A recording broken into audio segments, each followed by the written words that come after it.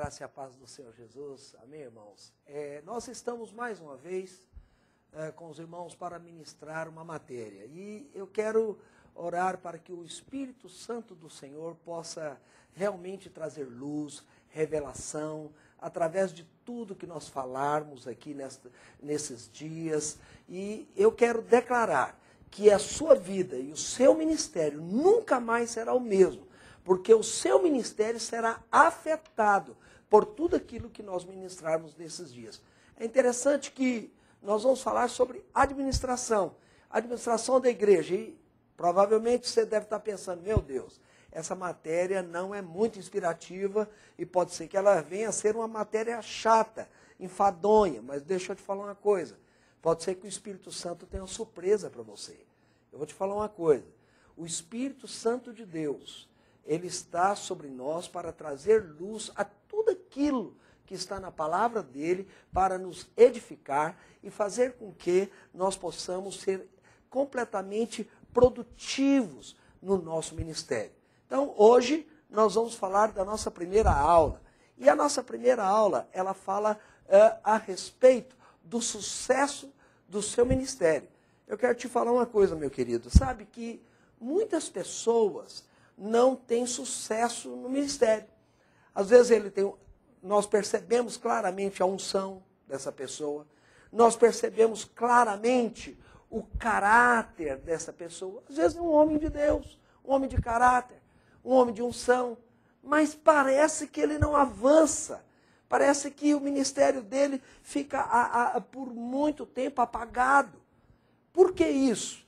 É porque você sabe que o sucesso no ministério, ele tem várias vertentes. Não é apenas a unção, não é apenas o caráter, mas ele também tem que expressar um nível importante, bom de liderança. Você repara na vida de Jesus, Jesus tinha um espírito de liderança que o fazia conduzir a sua equipe para aquele propósito que ele tinha. Então, nunca se esqueça de uma coisa, aquilo que nós vamos falar pode mudar a sua vida, porque o seu sucesso, o sucesso do seu ministério, passa por áreas de liderança, passa por áreas de planejamento, passa por áreas de gerenciamento. Você pode estar certo de uma coisa, quem não planeja adequadamente o seu trabalho, o seu dia, o seu ministério, pode ser que ele não venha a ter sucesso. Aquele que não gerencia de forma adequada o seu ministério, o seu trabalho, pode ser que ele não venha a ter um sucesso adequado. Então, tudo isso está incluído nessa matéria que nós vamos ministrar para os irmãos. E eu quero te dizer uma coisa. Antes disso, deixa eu te fazer uma pergunta. Será que é possível, por exemplo, ter planejamento ou gerenciamento ou liderança e isso ter harmonia com a vida espiritual da igreja? Porque todos nós estamos preocupados em ser homens de Deus, homens espirituais. E de repente nós vamos falar de conceitos de liderança, conceito de gerenciamento, conceito de administração, e isso casa. Para isso, nós vamos fazer o seguinte. Eu queria que você, agora, nesse momento, abaixasse a sua cabeça, porque eu vou ler a palavra de Deus para nós. E nós vamos juntos estudar alguns textos da palavra de Deus. Principalmente um texto, o de Lucas, capítulo 14, versículo 28. Mas antes de você abrir sua Bíblia, ora comigo. Senhor Jesus, nós queremos apresentar essa matéria ao Senhor e declarar o poder do Senhor, trazendo revelação, trazendo clareza, trazendo entendimento, Pai.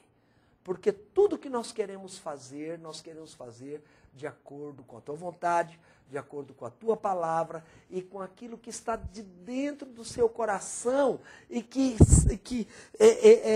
tem harmonia com o nosso espírito para que nós possamos ser edificados. Em o nome do Senhor Jesus Cristo. Amém.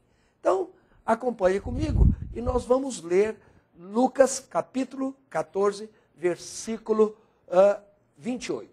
Então, diz assim em Lucas capítulo 14, versículo 28. Pois qual de vós, pretendendo construir uma torre, não se assenta primeiro para calcular a despesa e verificar se tem os meios para concluir?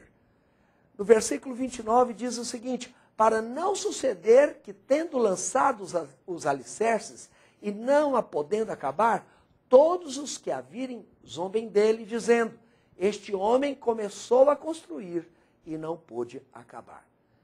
Preste atenção na primeira coisa que eu quero dizer para você. A primeira coisa que nós podemos ver nesse texto é relacionado à visão. Este homem, ele pretende, o Senhor Jesus diz que ele pretendendo, quer dizer, havia sido gerado no coração dele algo. Havia gerado no coração dele um objetivo. Então, esse homem agora, ele está vivendo por esse sonho, ou por essa visão, ou por esse objetivo. E nós podemos observar claramente uma coisa, que ele, no texto, o pretendendo, fala de quê? Fala de um sonho, de uma visão. Nesse ponto, nós podemos pensar, podemos ter o sonho como sendo a chamada do ministério? Por que não? Um dia você sonhou em ser um pastor. Podemos avaliar da seguinte maneira, esse sonho pode ser a edificação da casa de Deus? Por que não? A edificação da casa de Deus. Ou se você é apenas um líder de célula, o seu sonho pode ser o crescimento da sua célula, o avançar da sua célula, a multiplicação da sua célula, a edificação dos irmãos como casa de Deus, né? Então, esse é o seu sonho. E este sonho, eu quero te falar uma coisa, é o combustível para você alcançar o seu propósito. Se você não sonha, se você não tem uma visão clara daquilo que você quer, não tem como você alcançar o propósito. Então, esse homem diz, o Senhor Jesus disse que esse homem, ele pretendia ou pretendendo construir uma torre, quer dizer, há algo no coração dele. Então, deixa eu te falar, é a visão que vai dar o norte, é a visão que vai te dar a direção. Você precisa de ser alguém que sonha, você precisa de ser alguém que tem uma visão queimando dentro de você. Apesar de que, se você está inserido na videira, você sabe, nós já temos uma visão. E talvez o seu sucesso está vindo porque você já tem clareza de onde você quer chegar. Você já sabe que todo crente deve ser um ministro, que toda casa deve ser uma extensão da igreja. Então você está vendo que isso leva com que você saiba para onde que você está indo. Mas eu quero te dizer mais, somente a visão, somente o sonho, somente você saber a nossa visão de cor, não vai fazer com que você tenha um ministério suficiente. Você tem que precisar de um segundo elemento. Você precisa de um segundo elemento. Lá no texto diz assim, calculando as despesas. Calculando as despesas. O que significa calcular as despesas? Eu vou te falar. Eu posso usar um termo da administração que é planejar. Planejamento. Por que você acha que tem pessoas que não avançam na sua vida particular, na sua vida financeira? Por que você acha que tem ministérios que não avançam? Por que você acha que tem até mesmo empresas que não avançam? Por que a sua vida pessoal não tem galgado níveis melhores, maiores de viver adequadamente a sua vida? Por que você não tem experimentado isso? Ou por que o seu ministério você não tem experimentado? Primeiro, talvez porque você está sem uma visão. Olha, eu quero dizer para vocês, recentemente, eu fiz cirurgia de catarata. E eu não sou tão velho assim, mas eu quero te dizer que porque a catarata ela é doença de pessoas mais velhas. E é interessante que eu, lá no consultório médico, era cheio de velhinhos. Estava o Marcos Mota lá no meio dos velhinhos tudo. Eu falava, oh meu Deus, será que eu já estou tão velhinho quanto essa minha turma aqui que está fazendo essa cirurgia de catarata? Mas Mas onde que eu quero chegar? O que é a catarata? A catarata, ela é uma doença que dá dentro do seu olho, no cristalino. E o cristalino é a lente dos seus olhos. E é interessante que quando essa doença vem, o seu cristalino fica turvo. E isso não causa cegueira, mas ela mancha a sua visão de forma que você não consegue enxergar com clareza. Então foi por isso que eu falei que a visão limpa é que te dá esse pretendendo construir, esse sonho de construir, é que te dá uma visão clara. Então você já tem. Se você está conosco ou é da vinha, caminha conosco, você sabe que nós temos uma visão. Sabemos onde queremos chegar através dos ministros, através das casas e das células. Então veja bem, mas só visão não basta, você tem que planejar. Você precisa de planejar, você precisa de calcular as despesas. Então, só para você ter uma ideia, esse contexto que nós acabamos de ler, de Lucas, aqui do capítulo 14, versículo 28, esse texto, ele está falando do preço que o discípulo deve pagar para ser, a pessoa deve pagar para ser um discípulo de Jesus. E é interessante que aqui ele pega e lança mão dessa parábola para poder explicar a respeito disso. Eu quero então que você tenha clareza a partir de agora. Todo sonho tem um preço que precisa ser pago. Você precisa de pagar o preço. Porque que tem pessoas que não avançam na sua vida pessoal, ou então no seu ministério, ou onde ele é colocado. Porque ele até sonha, ele até tem uma visão, mas tem um detalhe, na hora de pagar o preço, ele não está disposto. E Jesus já alertou sobre isso. Nunca esqueça disso, querido. Você que é pastor, ou você que vai ser pastor, ou você que está inserido no contexto da igreja. Uma igreja local bem administrada, ela sempre deve planejar antes das tomadas de decisões. Porque quando você tomar a sua decisão, ela vai ser uma decisão acertada. Agora, como que acontece isso no dia a dia? Muitas vezes, esse planejamento é subjetivo. Isto é o pastor presidente ou o presbitério da igreja, é que eles conversando, eles definem como vai ser aquele ano ou o ano subsequente. Não é verdade? Mas, e às vezes, depende das pessoas, ou depende apenas do presidente. Só que tem um detalhe, isso ainda é muito incipiente. Ainda não deveria ser assim.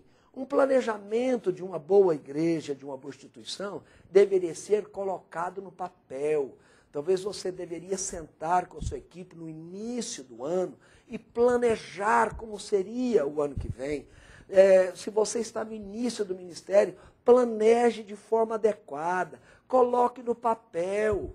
Não seja só subjetivo, seja mais objetivo no seu trabalho. Amém? Olha, deixa eu te falar mais. John Maxwell, no seu livro As 21 Indispensáveis Qualidades de um Líder, ele apresenta 3 características da natureza do comprometimento. Por que eu vou te falar sobre comprometimento? Porque calcular o preço fala de comprometimento. Se você quer seguir uma visão, se você quer ter um sonho, vou te falar, nunca esqueça disso. Calcule antes, planeje antes. Porque calcular o preço fala de comprometimento, ou fala de compromisso. E ele fala então sobre 3 coisas. Que o comprometimento começa no coração. Se você, querido, não for comprometido no seu coração com essa obra, você não vai muito longe. Então, eu conto até uma história, que talvez muitos de vocês a conhecem, uma historinha. Diz que a galinha e o porco, uma vez, o seu porco e a dona galinha resolveram montar uma empresa, um empreendimento de alimentos. Né? Só que, depois de um certo tempo, o porco começou, antes mesmo de acontecer, aliás, o porco começou a ficar preocupado com aquele empreendimento. Sabe por quê? Porque ele pensou da seguinte maneira. Ele falou, olha, é o seguinte, para mim, para que a galinha participe, seja comprometida, ou seja envolvida com essa empresa, ela só basta botar os ovos, colocar os ovos, pôr os ovos. Aí ele pensou bem e ficou preocupado, porque se a empresa deles resolvesse vender o toucinho, ele teria que morrer. Então, você pode estar certo que ele ficou preocupado com isso e não fez e desmanchou esse negócio com a dona Galinha. Mas eu vou te falar por quê. Porque ele percebeu algo. Uma coisa é ser envolvido, outra coisa é ser comprometido. A dona Galinha estava extremamente envolvida com esse empreendimento. Ela era proprietária, ela era a dona, ela estava envolvida. Mas para ela ter o alimento é só colocar os ovos. Mas para o porco não, querido. O porco tinha que morrer para poder gerar alimento naquela empresa dele. Então, tome cuidado com isso. Você precisa de ser alguém comprometido.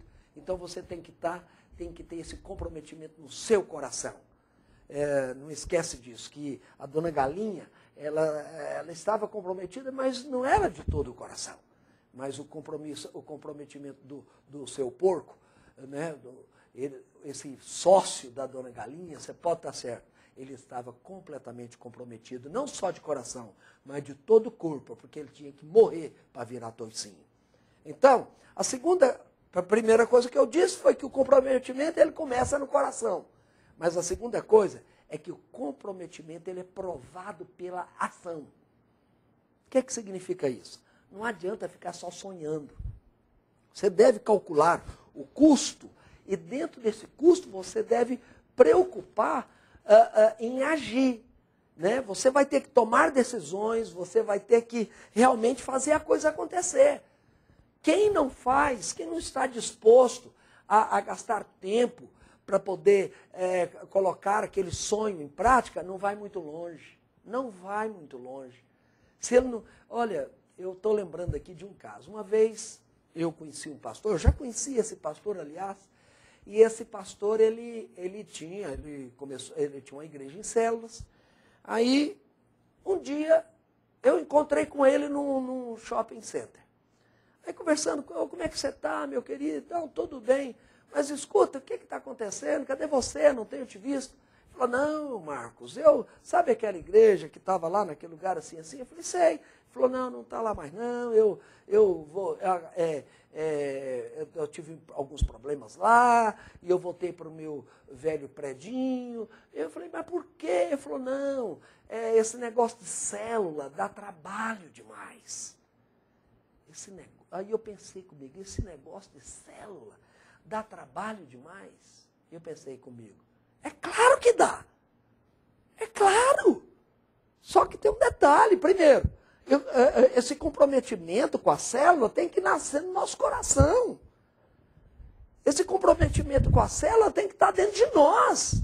Segunda coisa, eu sei, dá trabalho, a célula dá trabalho, mas vamos agir. Vamos colocar a coisa para funcionar. Vamos pagar um preço para isso. Agora, as pessoas não querem pagar o preço. As pessoas não querem calcular o preço para poder pagar.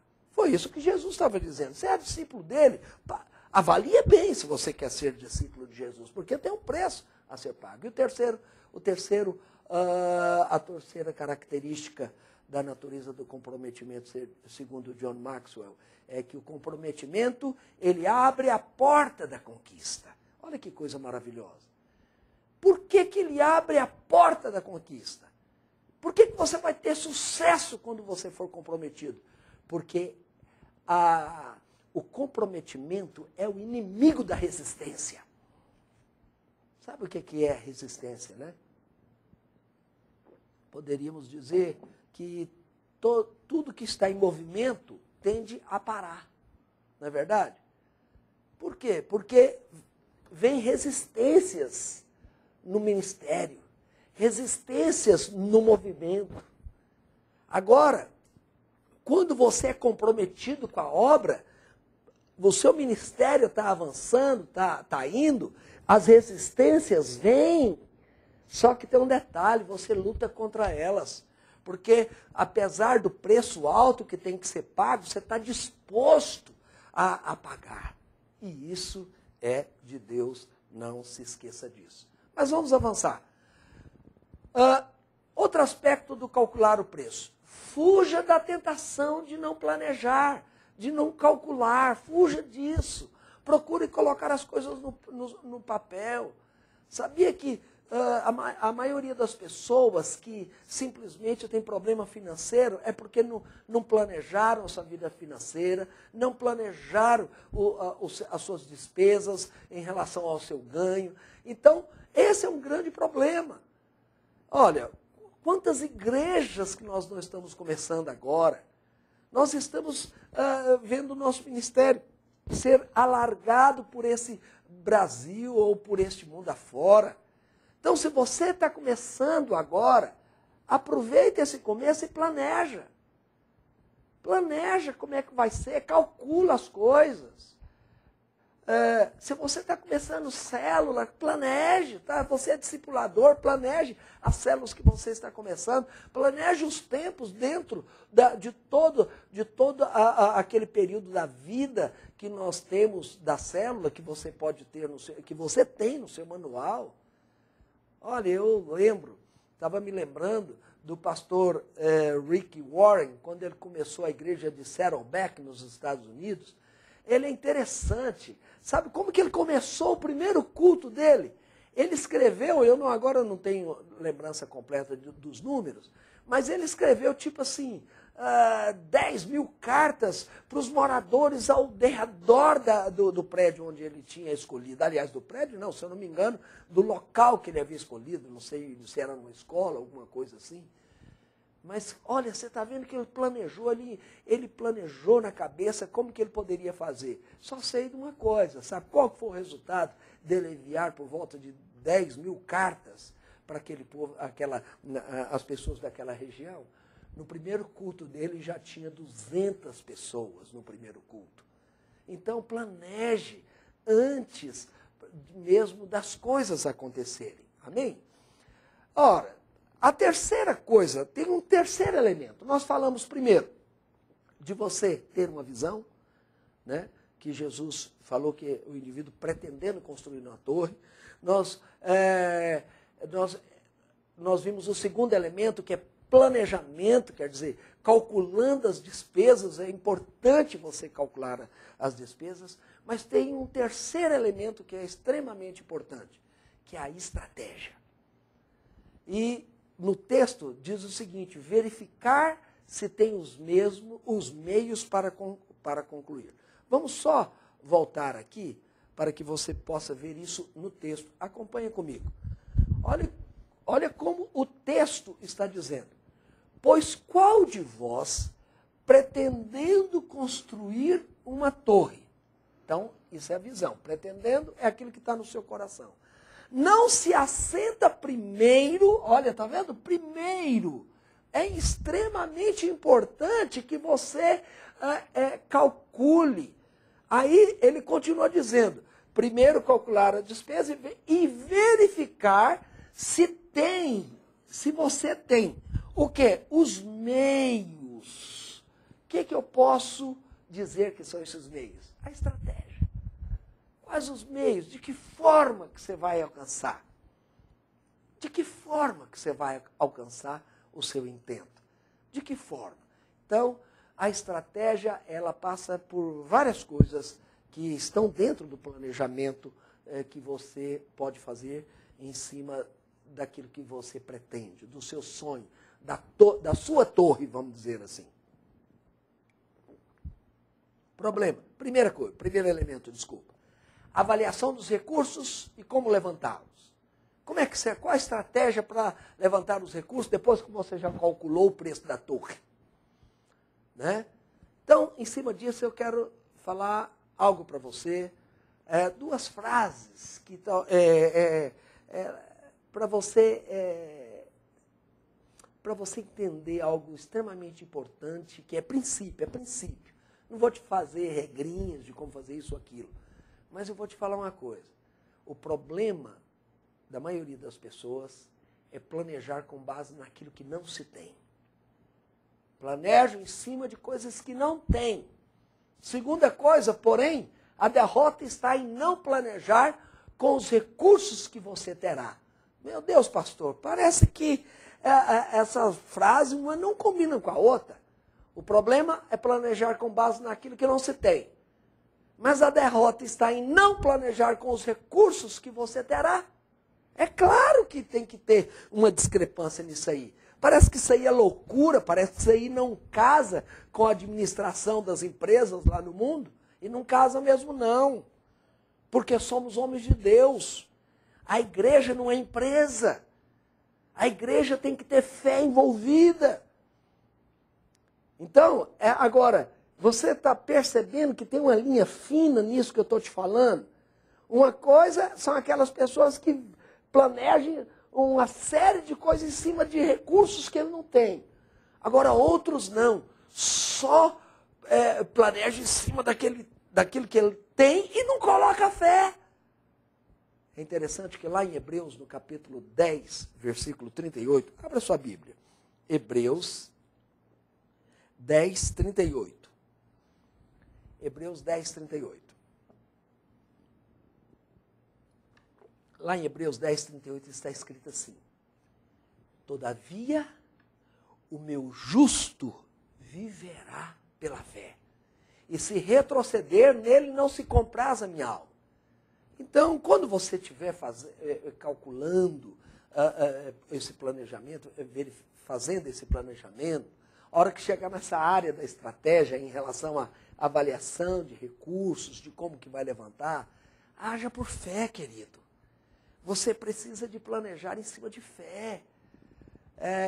Eu chamo isso de linha fina. Eu falo que a linha fina fala da coerência da fé.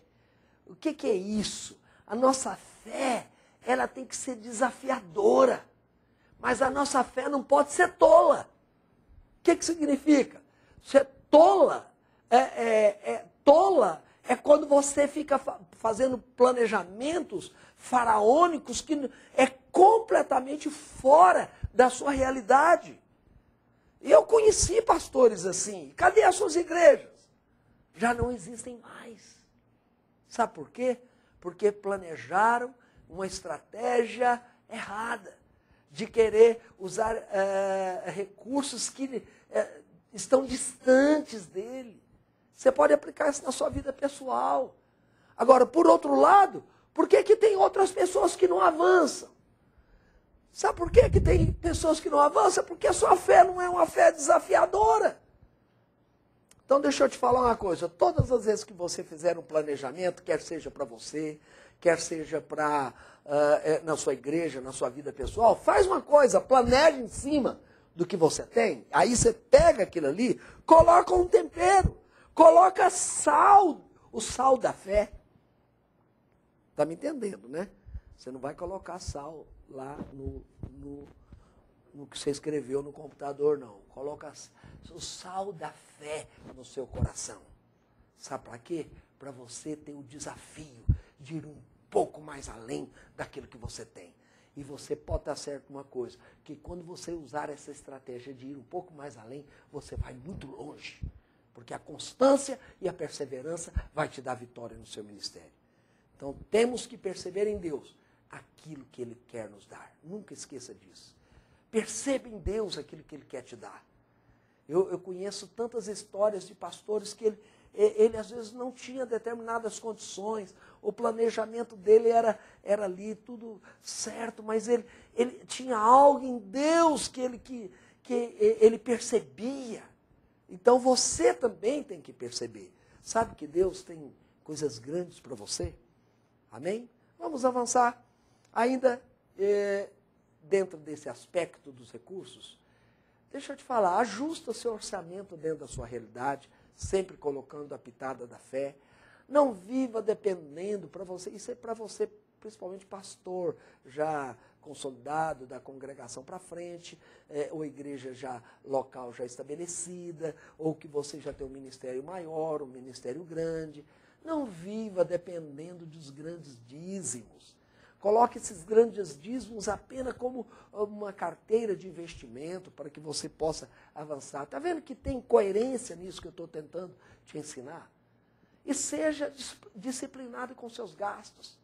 Lembre-se de uma coisa, as pessoas estão dispostas a investirem num projeto que confiam. Se as pessoas confiarem em você, elas vão investir em você. Porque ela já sabe que ela deve ser dizimista. Mas uma coisa é o dízimo, outra coisa é a oferta. E às vezes a pessoa dizima, ela tudo certinho, mas na hora da oferta ela segura, porque ela não confia em você. Não confia no seu trabalho, ela não vê planejamento, ela não vê cálculo, ela não vê estratégia, aí ela não quer. Mas quando ela vê um projeto sendo realizado, e ela sabe que ela está investindo ali, ela tem condição, ela no seu coração, ela se torna uma pessoa comprometida a ponto de te ajudar, de abençoar a sua obra muito mais. O segundo elemento da estratégia seriam as pessoas. Pessoas certas. Pessoas certas, mas em que sentido? Eu vou explicar melhor isso. Bill Hybels, ele usa um bom critério de seleção para montar uma equipe, porque você tem que ter uma equipe para poder conseguir ter uma estratégia adequada de realizações do sonho que Deus tem colocado. Ele chama dos 3 Cs que ele usa, que é caráter, C de caráter, C de competência e C de combinação. Depende, isso eu concordo com ele em alguns aspectos. Primeiro aspecto que eu concordo, quando você vai fazer um trabalho específico, eu concordo com ele. A pessoa tem que ter caráter, a pessoa tem que ter competência naquilo que ele faz e tem que combinar com você, tem que haver um relacionamento adequado com você. Mas isso não é totalmente certo no que tange, por exemplo, ao nosso modelo. Nós não.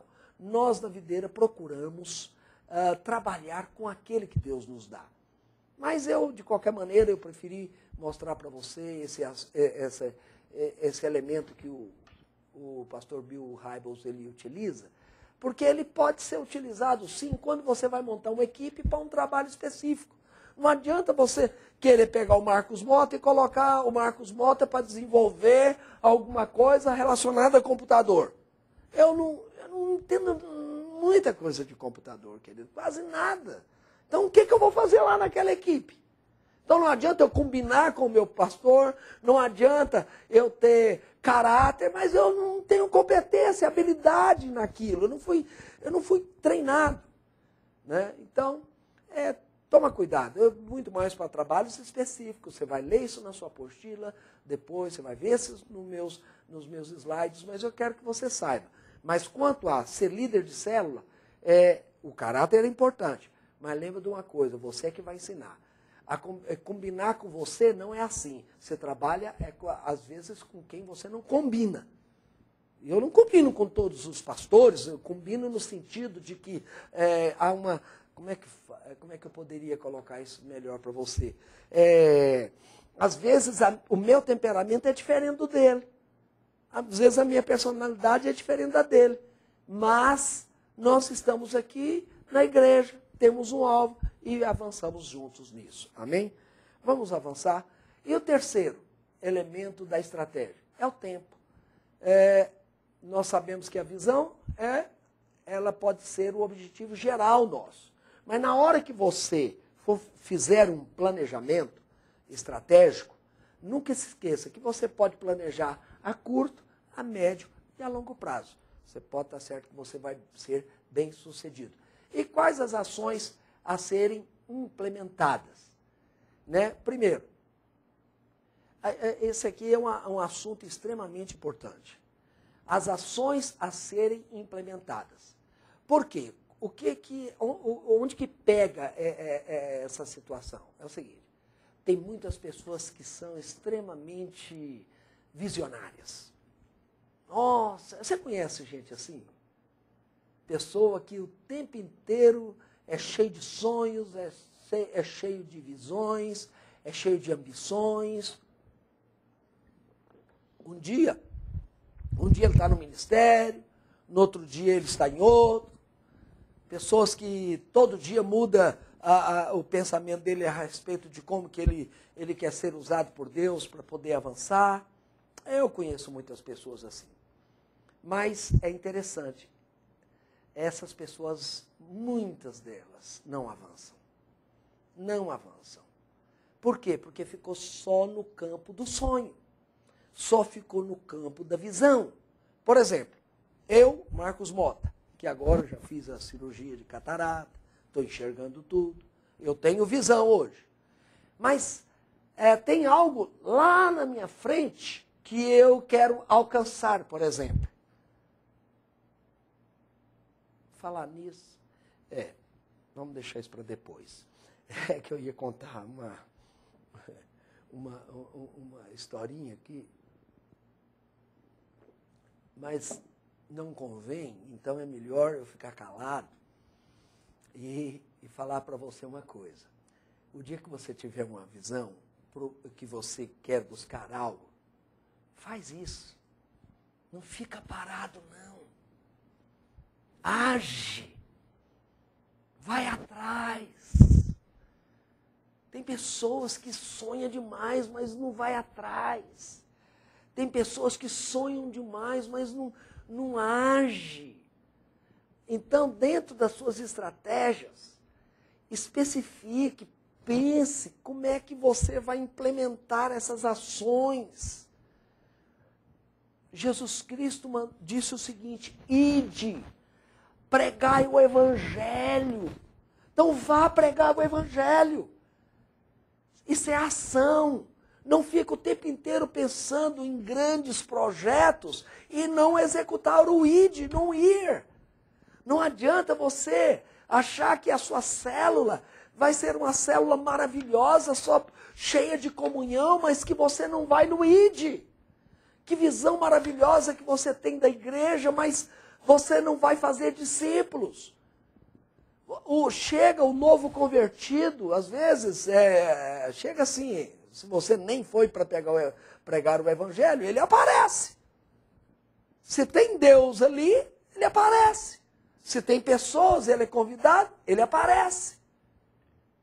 Mas ele chegou e você está tão preocupado em gerar uma comunhão com ele, em ser amiguinho dele, que simplesmente você não preocupa em consolidá-lo na igreja. Você não preocupa em fazer dele, em gerar nele um crescimento espiritual. Então a sua estratégia está falha. Você está pensando que igreja é só comer churrasco. Você está pensando que igreja é só conversar de carro ou qualquer outras coisas, até legítimas, mas que não tem um alvo específico de levar aquela pessoa a ser um discípulo de Jesus. E como eu disse, tem preço, porque deixa eu te falar uma coisa. Se você, presta atenção nisso, se você recebe um novo convertido, alguém na sua célula, um visitante que converte na sua célula, mas você não se preocupa em gerar um crescimento espiritual na vida dele, querido, sabe o que vai acontecer? Vou te falar, ele não vai querer pagar o preço depois para ser um discípulo de Jesus. Porque compromisso, como eu te falei agora mesmo, ele tem um preço alto para ser pago. Então, não tenha só visão. Na hora que você tiver visão, por exemplo, uma célula, crescimento da sua célula, implementa as ações. Né? E eu quero vou dar uma palavra para os pastores de igreja. Olha, pastor de igreja, você é o originador das ações. É você que origina as ações. A palavra lá é interessante, eu vou te falar sobre isso. Quando você tem uma conexão com Deus. Os irmãos têm, mas você que é o anjo da igreja.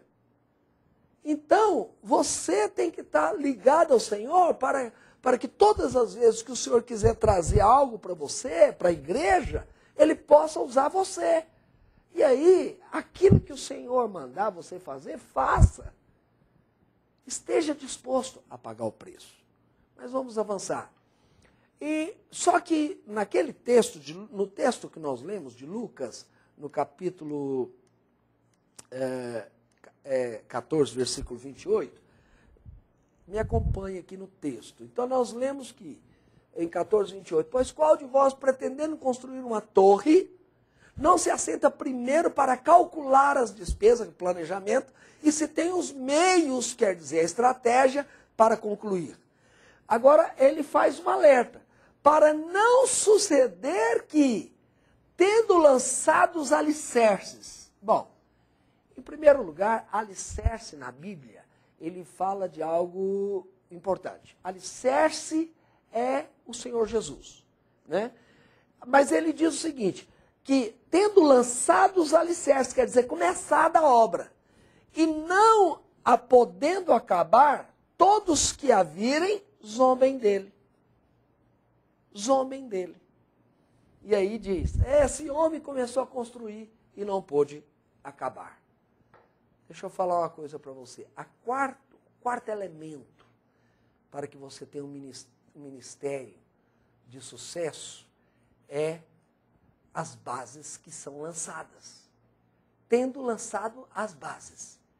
Bom, lá em 1 Coríntios, no capítulo 10, 1 Coríntios, capítulo 3, eu gostaria que você abrisse a sua Bíblia lá em 1 Coríntios, capítulo 3, 1 Coríntios, capítulo 3, versículo 10.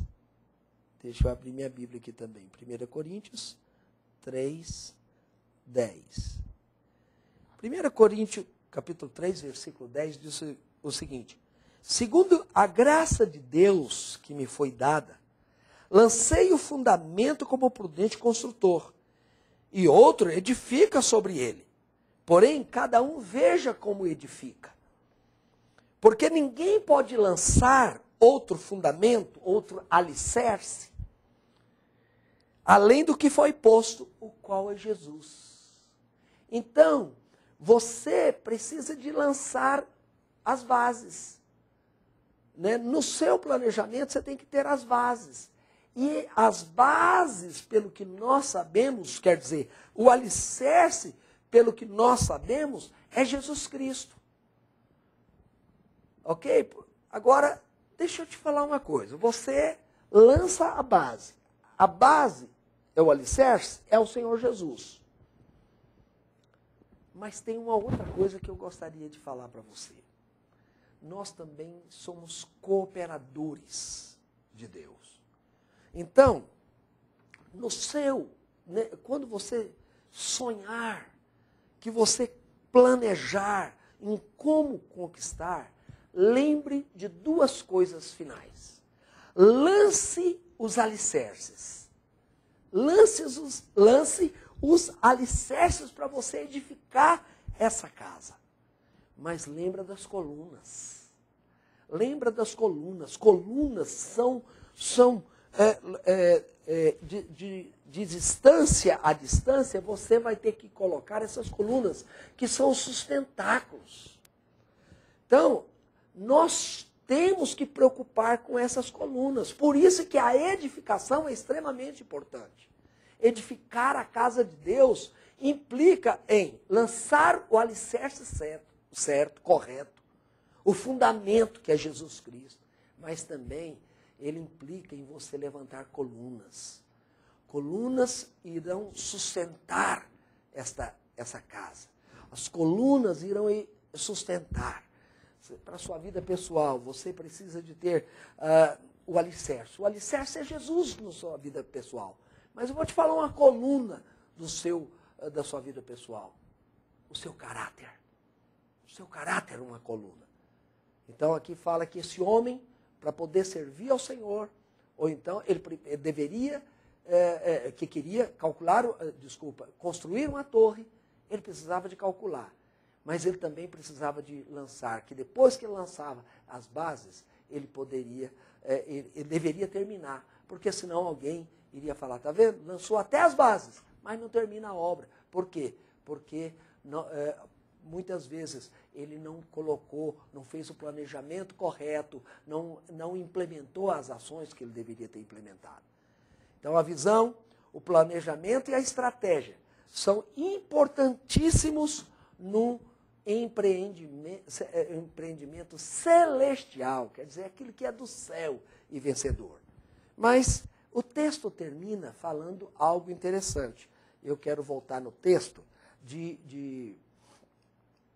aqui de Lucas, capítulo 14, versículo 28, que está bem aqui no versículo 30. Diz o seguinte: este homem, olha que coisa interessante, este homem começou a construir e não pôde acabar. Eu quero encerrar essa aula alertando para você, não ser esse homem. Não seja esse homem. Não seja esse homem que tem uma visão, mas não implementa as suas ações. Não seja esse homem que tem uma visão, que tem um sonho, mas que não calcula, que não planeja, que não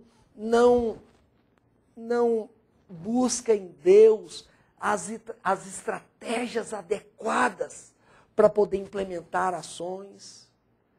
Então, não seja esse homem. Muito pelo contrário. Lance a base, que é Jesus, o fundamento. Nós lemos aqui em 1 Coríntios, capítulo 3, versículo 10. Ele é o fundamento. Só que tem colunas. Você precisa de edificar uma casa. Depois você vai preenchendo essa casa com paredes e depois vem com o telhado. Termina a casa. Não seja esse homem. Agora, eu queria falar para você de algumas características desse homem, que não é esse homem que nós estamos falando aqui, desse homem. Mas eu estou te falando de um homem que seria o administrador. É um homem cheio de caráter. Acima de tudo, é um homem de paixão. Um homem de paixão, apaixonado pelo que faz. Ele é apaixonado pelo alicerce, mas ele é apaixonado pelo sonho que está no coração de Deus de edificar uma casa. Mas essa casa não pode ser construída de qualquer jeito. Ela precisa do fundamento, ela precisa das colunas. Mas ela precisa desse homem. Esse homem é você, o administrador, para a edificação dessa casa. Que precisa de ser um homem de caráter, um homem de paixão e, acima de tudo, que você tenha, querido, o espírito de excelência. Excelência. Eu costumo acreditar que aquele que é excelente é porque ele é apaixonado. E aí você vai ver que você vai colher os frutos de conquistar o sucesso no seu ministério, o sucesso na sua vida pessoal. Lá em Daniel, no capítulo 5, versículo 12, lá diz que Daniel tinha esse espírito de excelência. Tudo que ele procurava fazer, talvez na próxima aula eu vou falar sobre um texto de Eclesiastes também para você, que eu quero mencionar aquilo. Tudo que você for fazer, faça de toda a sua força. Faça de toda a sua força. Eu, durante muito tempo, eu também trabalhava na minha empresa e vivia e trabalhava na igreja. E a minha esposa, todas as vezes que eu chegava da empresa, ela falava, eu não te entendo. Você quer ser pastor e você é apaixonado pela obra, mas você também, quando vem da empresa, você é tão apaixonado, você só fala, você fala com tanta alegria, com tanto vigor. É porque eu falava para ela, porque eu sou apaixonado por tudo que eu faço.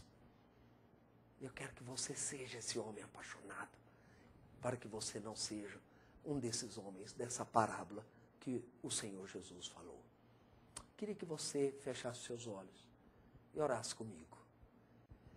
Fala assim comigo, Senhor Jesus, eu quero, nesta hora, me colocar diante do Senhor, para declarar que eu quero ter sucesso no meu ministério. Eu tenho um sonho, porque o Senhor tem colocado um sonho dentro de mim. Eu tenho um sonho, mas eu quero implementar, colocar esse sonho em ação. Eu quero ser o vencedor, em nome do Senhor Jesus. Deus abençoe você. Amém.